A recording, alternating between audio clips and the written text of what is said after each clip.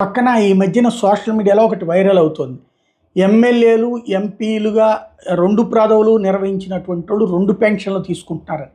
అది ఉన్న సంఖ్య చాలా పరిమితం. వాళ్ళకొచ్చే పెన్షన్ అయినా చాలా పరిమితం. అందులో ఒక 25,000 వస్తాయి, ఇందులో ఒక 30,000 వస్తుందేమో. అంతకు మించి ఏమి రాదు. అంటే మొత్తం 2 కలిపినా 55,000, 50,000, 60,000కి మించి ఏమీ రాదు.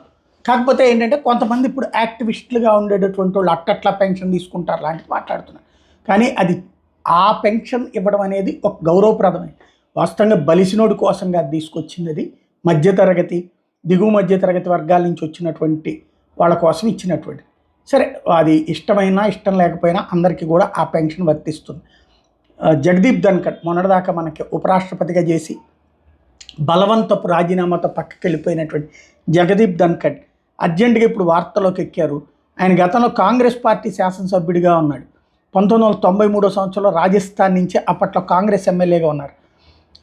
అప్పట్లో ఈ రాజస్థాన్ ఫార్మర్ ఎమ్మెల్యేగా 35,000 రూపాయల పెన్షన్ ఇస్తున్నారట ఇప్పుడు.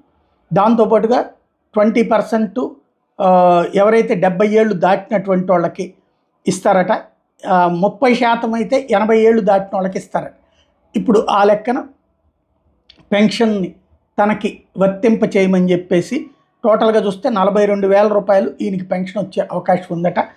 ఎమ్మెల్యేగా అప్పట్లో చేసినటువంటి దాని పెన్షన్ ఇవ్వమంటూ దరఖాస్తు చేసుకున్నారు.